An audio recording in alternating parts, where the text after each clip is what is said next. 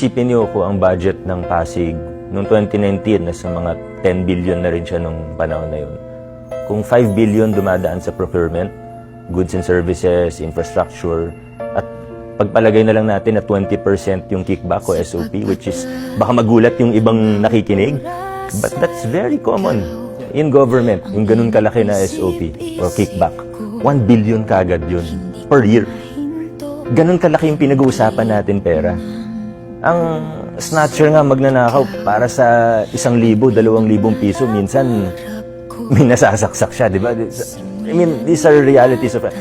So kung para sa 1,000, 2,000, may willing pumatay, may willing manakit, ano pa kaya for 1 billion pesos? Hindi biro yun. Yun din yung lagi kong ine-emphasize. Oo, pakilala tayong pagbabago dito, but it's not smooth sailing. Maraming nagalit dahil sa ginawa natin, na binasag natin, ginawa natin open bidding, naging transparent yung proseso. May mga sumubok na isabotahe kami, may mga papeles na biglang nawala, na hindi na namin matrace, ano ba nangyari? Noong isang araw, nandyan lang yan. Na kinabukasan, biglang nawala lahat ng papeles. Mga bid docs na nawala, mga dokumento sa procurement, dami. So, of course, those cause delays and everything kasi gusto nila parang isabotahe yung ginagawa eh. So, napakahirap talaga. Of course, there are the political challenges na sa totoo, baka ngayon ibang pangalan yung mga lumalabas, but it's the same group of people really. From 2019, 2022, and then now 2025, nag-iiba-iba yung anyo, nag-iiba-iba yung pangalan, pero yun pa rin talaga. It's the same motivations, the same groups. So as you were saying or asking, talagang hindi smooth sailing. Napakalaki ng mga challenge. In 2019, we made the decision.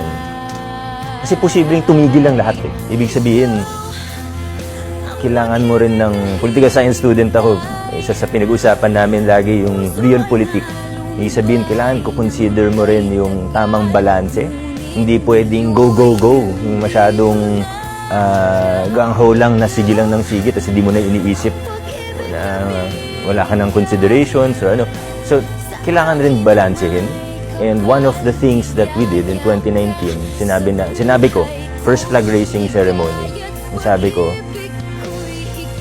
ito yung direksyon natin, lilinisin natin ng pamahalaan, hindi na tayo papayag dun sa mga lumang kalakaran na alam natin mali, walang SOP, walang kickback. Pero yung mga nangyari before ng term ko, hindi ko kakalkalin.